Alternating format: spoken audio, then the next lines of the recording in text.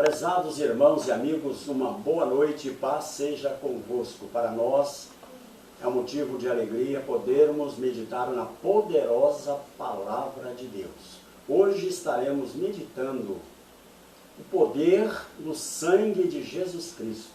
No primeiro livro da Bíblia, Gênesis capítulo 3, versículo 7 e o versículo 21. Então foram abertos os olhos de ambos, e conheceram que estavam nus, e coseram folhas de figueira, e fizeram para si aventais. E fez o Senhor Deus a Adão e a sua mulher túnicas de peles, e os vestiu. Nós vemos aqui, quando o primeiro casal, eles caíram da graça, da misericórdia, daquele plano divino que eles estavam antes, porque Deus havia proibido que eles comessem da árvore da ciência do bem e do mal. Mas Satanás, com ciúme, porque Deus havia feito o homem e entregou para o homem o poder sobre toda a criação, ele então disse: eu vou derrubar o homem. Então nós vemos que quando Satanás, ele entrou, fez da serpente a primeira médium, e através daquela serpente, ele indagou de Eva: é verdade que Deus disse que vocês não podem comer das árvores no jardim? Então Eva disse: não, das árvores não podemos comer daquela árvore da ciência do bem e do mal, porque no dia que nós comermos, certamente morreremos. Então Satanás disse: mas é claro que vocês não vão morrer, pelo contrário, vão ser abertos os seus olhos de vocês vão conhecer o bem e o mal e serão iguais a Deus. Nós vemos aqui a manifestação deste ser. Muitas vezes a pessoa pode perguntar: mas Deus criou Satanás? Não, Deus não criou Satanás. Deus, ele criou um querubim ungido, um anjo poderoso que assistia na presença de Deus. Mas ele se envaideceu, ele deixou o orgulho e a vaidade entrar no seu coração. Porque mesmo ele sendo um ser angelical, ele também era uma criatura. E ele então disse: subirei acima das mais altas nuvens e serei semelhante ao Altíssimo. Olha só a petulância daquele ser, sendo uma criatura querendo ser igual ao Criador. Então, quando Eva foi tentada, ela então começou a ver que aquele fruto era bonito, aquele fruto era bom para dar entendimento, né? Ela tomou do fruto, comeu e deu para o seu marido comer. Deus disse: não coma. Satanás disse: coma. Eles obedeceram a Satanás e desobedeceram a Deus. Pecaram, perderam aquela santidade, aquela pureza, aquela perfeição, porque o homem não foi feito para morrer. Mas eles perderam aquela grande oportunidade. Caíram daquele plano que ele foi colocado, para o plano do pecado. Então, desobedeceram a Deus. Então, perderam a santidade. Tudo aquilo que eles tinham recebido, eles perderam. Quando viram que estavam nus, a primeira sensação foi que nós pecamos. Olha a condição que nós estamos agora. Então, o que diz a palavra? Que eles fizeram vestes de folhas. O esforço humano, mas não adianta. Ninguém pode cobrir o seu pecado, seja com justiça própria, seja com obras, não. Então Deus, quando encontrou, buscou o Adão novamente, porque todos os dias, na viração do dia, Deus visitava o casal lá no Éden, lá no jardim do Éden. E eles esconderam. Quando Deus chamou Adão, ele disse que eles estavam escondidos. Por que vocês esconderam? Porventura vocês comeram do fruto que eu disse para não comer? Deus não precisava nem perguntar, porque Deus é onipotente, onisciente e onipresente. Ele já sabia de tudo. Mas então, quando o homem viu e a mulher que estavam em pecado, fizeram vestes de folha. Ou seja, usaram o esforço físico. Mas Deus não aceitou. Diz a palavra de Deus que ele fez vestes de pele. Então, a primeira pessoa que fez um sacrifício com derramamento de sangue foi Deus. Porque se ele vestiu de pele, ele matou um animal. Então, houve derramamento de sangue. Então, ali, Deus já estava mostrando que o sacrifício teria que ser com derramamento de sangue. Nós vamos ver agora em Gênesis capítulo 3, versículo 15. E porei inimizade entre ti e a mulher, e entre a tua semente e a sua semente. Esta te ferirá a cabeça, e tu lhe ferirás o calcanhar. Esta palavra nos mostra a primeira promessa da vinda do Messias, do enviado de Deus, do ungido de Deus. Era a providência de Deus para resgatar o ser humano. Então, nós vemos aqui a promessa de Deus, do libertador. Deus, ele não faz nada sem primeiro avisar, orientar, mostrar.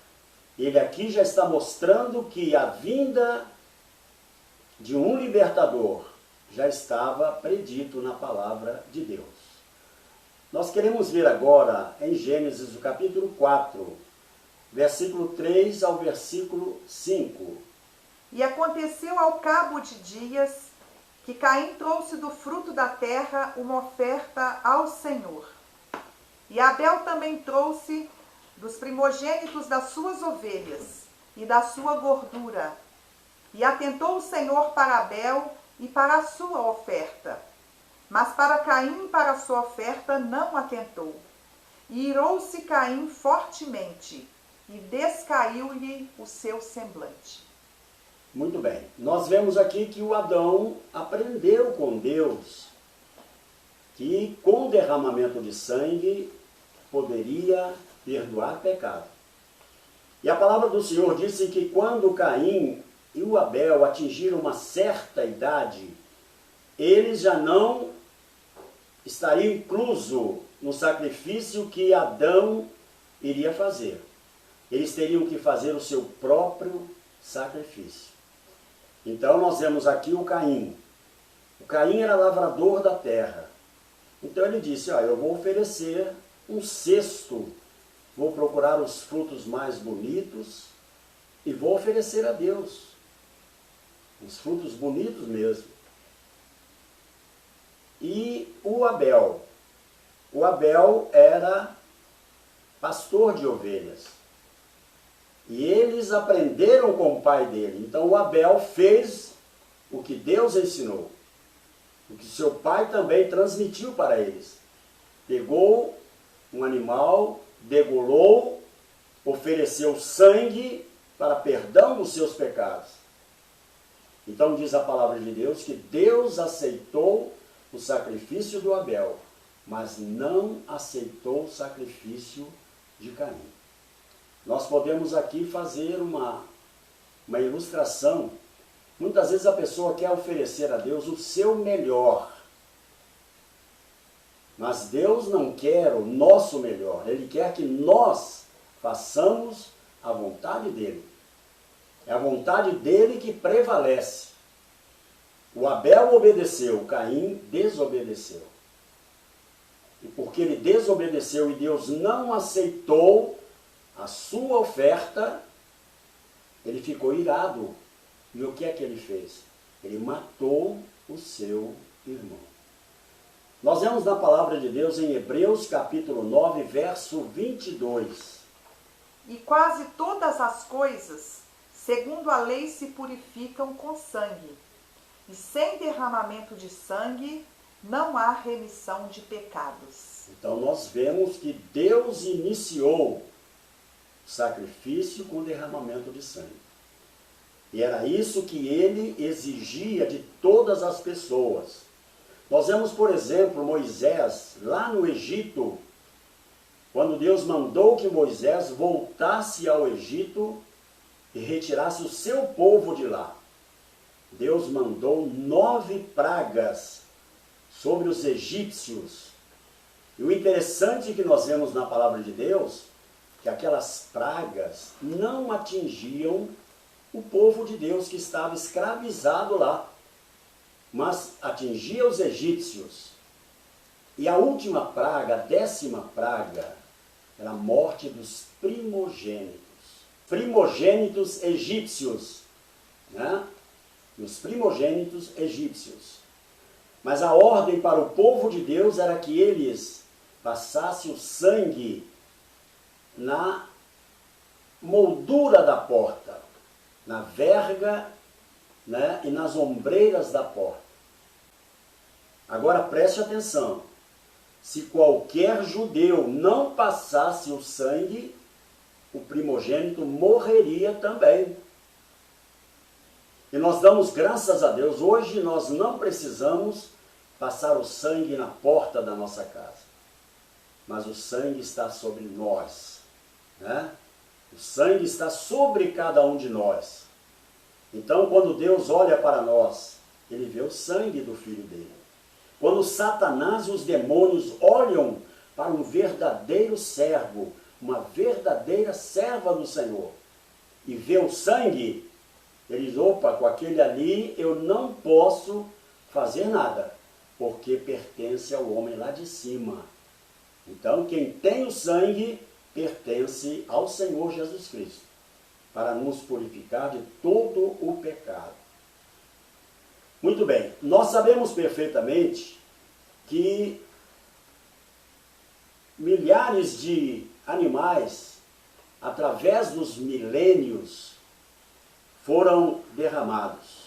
Milhares de animais foram mortos e sangue derramados, até a chegada do verdadeiro Cordeiro de Deus. Porque tudo aquilo era tipo do Senhor Jesus Cristo. Tudo aquilo. Aquele sangue de animais, o Senhor exigia, né, prefigurando a vinda de Jesus, que iria também derramar o seu sangue. Nós encontramos isso na palavra de Deus, Evangelho de João, no capítulo 1, versículo 29. No dia seguinte, João viu a Jesus que vinha para ele e disse: Eis o Cordeiro de Deus que tira o pecado do mundo. Olha que coisa importantíssima. João Batista era primo de Jesus. E ele não conhecia Jesus. Ele mesmo disse: eu não o conhecia. Mas aquele que me mandou batizar com água, disse para mim, sobre aquele que você vê o sinal do Espírito Santo sobre ele, este é o meu filho. Então, prezados, quando João viu tudo aquilo acontecer, ele ficou alegre, ficou regozijando, porque ele sabia perfeitamente que aquele ali era o Filho de Deus. Jesus não é um judeuzinho qualquer, não. Jesus, ele tem todo o poder no céu e na terra. Por isso nós sentimos gozo no nosso coração quando nós falamos desta pessoa maravilhosa. Então nós vemos aqui que vários animais, né, foram sacrificados, até a chegada do verdadeiro Cordeiro. E foi anunciado por quem? Por João o Batista, o batizador. Eis o Cordeiro de Deus que tira o pecado do mundo. Então nós agradecemos a Deus, porque Deus mandou o que de mais precioso Ele tinha lá no céu. Por que Deus mandou Jesus?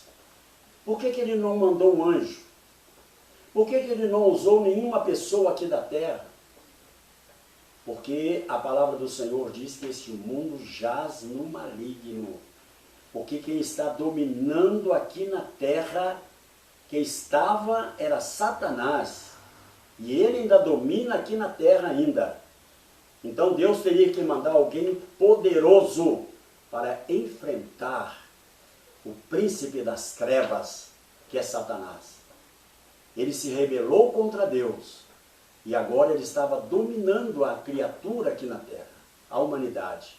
Então Deus mandou Jesus Cristo. A Bíblia Sagrada mostra que ele tentou Jesus por 3 vezes, usando a palavra de Deus. Mas olha só o que ele esqueceu, que o Senhor Jesus é a própria palavra de Deus. Jesus é o Verbo. A palavra do Senhor, no Evangelho de São João, capítulo 1, verso 14, diz: e o Verbo e a palavra se fez carne e habitou entre nós.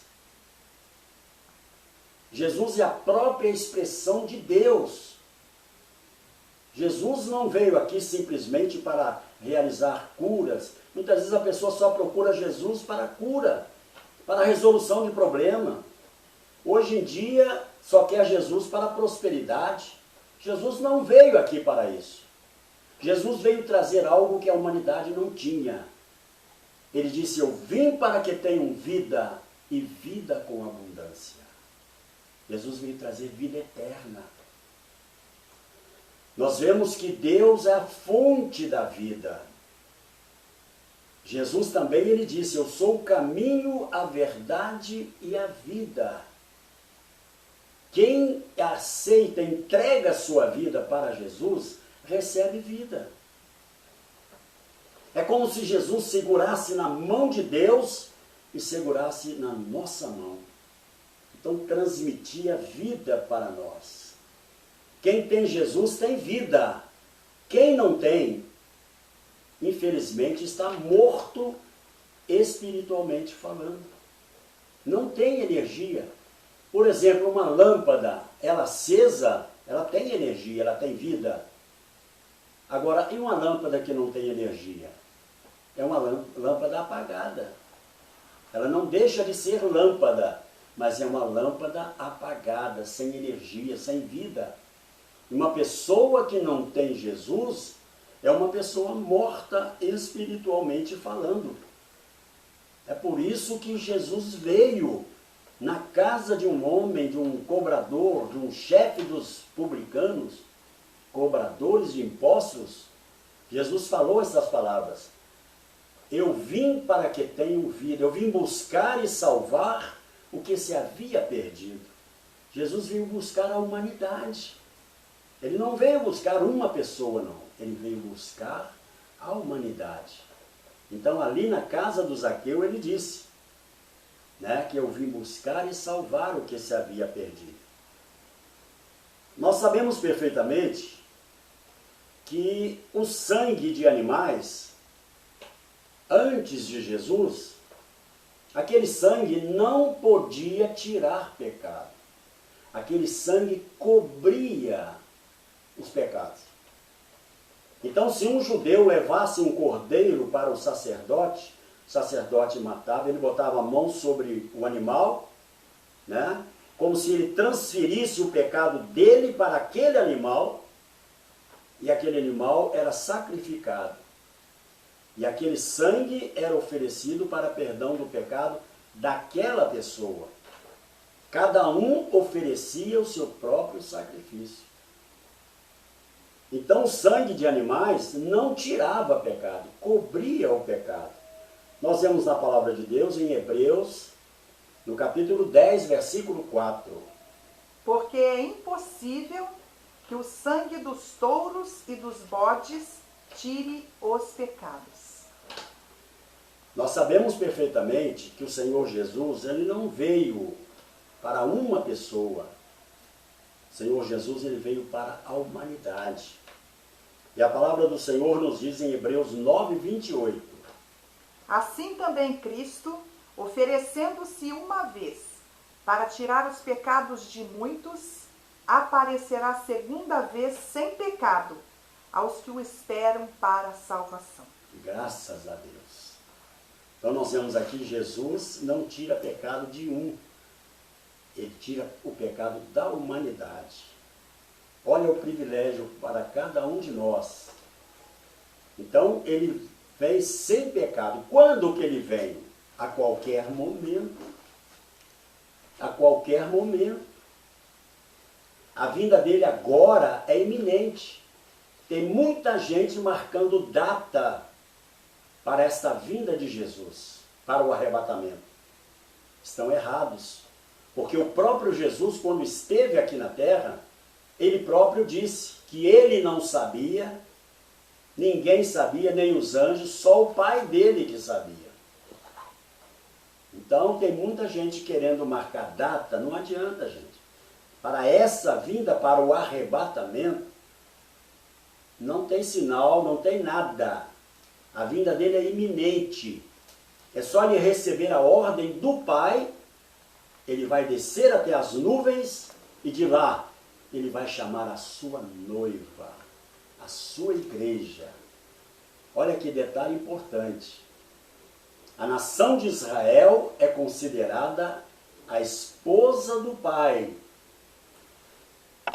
mas a igreja será a esposa do Filho. Não tem nada Israel com a igreja. Profecia para Israel é para Israel. E profecia para a igreja é para a igreja. Então nós vemos aqui a importância, né? O Senhor Jesus, ele veio comprar, olha que detalhe importante, ele veio comprar a humanidade para Deus. Você é comprado para Deus, você é comprada para Deus. Aquele que está matando agora, está estuprando, foi comprado. Jesus já depositou o valor, o preço de toda essa humanidade. E o apóstolo Pedro, ele nos diz, na sua carta no capítulo 1, versículo 18 e 19. Sabendo que não foi com coisas corruptíveis, como prata ou ouro, que fostes resgatados da vossa maneira de viver, que por tradição recebestes dos vossos pais, mas com precioso sangue de Cristo, como de um cordeiro imaculado e incontaminado. Olha só, nós somos comprados pelo sangue, com o sangue de Jesus, aquele sangue que ele derramou aqui na terra. Nós vamos ver agora uma coisa importante. Isso aí é para a pessoa meditar, né, e dar a sua própria opinião com você mesmo. Nós vemos aqui 5 vezes aproximadamente Jesus verteu o seu sangue. Saiu sangue do corpo de Jesus.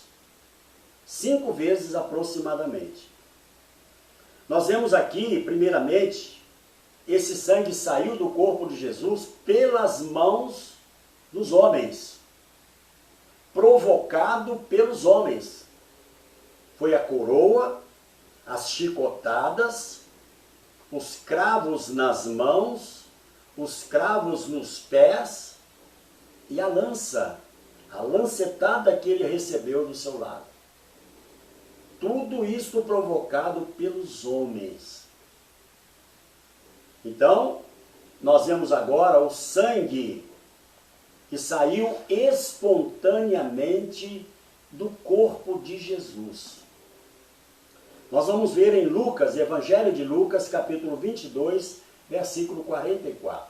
E posto em agonia, orava mais intensamente, e o seu suor tornou-se em grandes gotas de sangue que corriam até ao chão. Nós vamos ver aqui uma ilustração. Dizem que em Israel, em Jerusalém, eles apanhavam vários sacos de azeitonas e iam empilhando um saco sobre a outra. Então aquela primeira saca, quando ela recebia aquele peso todo, começava a sair o azeite. Aquele azeite saía puro, não foi provocado por ninguém. Ninguém espremeu com a mão, ou com o braço, ou com qualquer outra ferramenta, não. Aquele azeite saiu espontaneamente daquela saca lá de baixo. E dizem que exatamente aquele azeite é que era usado no templo, lá em Jerusalém. Aquele azeite puro é que era usado no templo. Então, nós vemos aqui que possivelmente, eu não estou afirmando, né? Possivelmente, foi aquele sangue puro que Jesus verteu lá no Getsemane, na véspera da crucificação, naquela noite, quando Jesus entrou, diz a palavra de Deus, em agonia, e por 3 vezes ele falou com o Pai: se for possível, passa de mim este cálice. Então ali Jesus travou uma luta, conforme nos diz a palavra em Hebreus, que ele pediu a quem podia lhe atender. Ele estava lutando com Deus. Ele não estava lutando com romano, com judeu, com ninguém, não. Ele estava lutando em oração na presença de Deus. E diz a palavra de Deus, quando ele orava intensamente, então do seu corpo saiu aquele suor, se transformando em gotas de sangue que corria até o chão. Aquele sangue saiu espontaneamente. Não foi provocado pela coroa, nem chicotada, nem cravo, nem lança, nem nada. Saiu naturalmente. Então, possivelmente, foi aquele sangue que o Senhor Jesus ofereceu a Deus em favor da humanidade. Então, nós vemos aqui, a palavra do Senhor diz que todas as coisas purificam, né, com sangue. E diz a palavra do Senhor em 1 João, no capítulo 1, versículo 7, né? Mas se andarmos na luz, como ele na luz está, mantemos comunhão uns com os outros, e o sangue de Jesus Cristo, seu Filho, nos purifica de todo pecado. Amém. Não há nenhum animal ou pessoa capaz de tirar o pecado da humanidade, vencer a morte e vencer o inferno, a não ser o Senhor Jesus Cristo. Este é o poder do sangue de Jesus, sem falar o seu valor.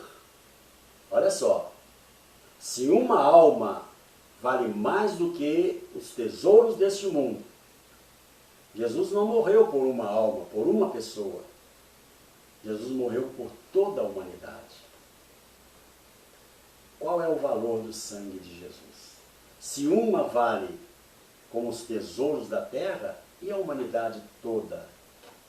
Milhões e milhões de pessoas. Então nós vemos aí, este é o poder do sangue de Jesus. Preparemo-nos, porque Ele está voltando. Nós vemos que Jesus virá para arrebatar, é o arrebatamento. Mas também sabemos que futuramente, na revelação, esse é o arrebatamento. Agora, na revelação, Jesus virá aqui na terra e vai reinar 1000 anos aqui na terra. Que Deus nos abençoe, que esta palavra cale profundamente no seu coração, né? E que você possa meditar nesta palavra santa e poderosa. Nós queremos orar em seu favor, né? É um prazer nós orarmos por você. O Senhor Jesus disse em meu nome, né? Nós vamos orar em nome de Jesus. Não é em nome de denominação, não é no meu nome. Eu sou igual a vocês. Mas nós vamos orar em nome dele, porque o nome dele tem poder. Senhor nosso Deus e nosso Pai Celestial, nós te agradecemos por esta grande oportunidade. Senhor querido, que esta palavra, o teu Espírito Santo que está aqui trabalhando nesta terra, Senhor, Ele é o professor por excelência. É Ele que está colocando esta palavra no âmago de cada coração, mostrando a verdade e apontando para o único Salvador e libertador que é o Senhor Jesus Cristo. Abençoa cada pessoa. O Senhor conhece a necessidade de cada uma delas. Senhor, nós não sabemos, mas o Senhor sabe, porque o Senhor é um Deus onipotente, onisciente e onipresente. O Senhor está em toda parte ao mesmo tempo. O Senhor realiza um milagre nesta vida. Milagre da cura, da libertação, da resolução de problemas. Senhor, e principalmente, milagre da salvação. Senhor, nós te agradecemos em nome do Senhor Jesus, pelo poder do teu Espírito Santo, meu Deus, e para a glória do teu nome. Amém e amém. Que Deus os abençoe, que esta palavra fique no seu coração. Amém.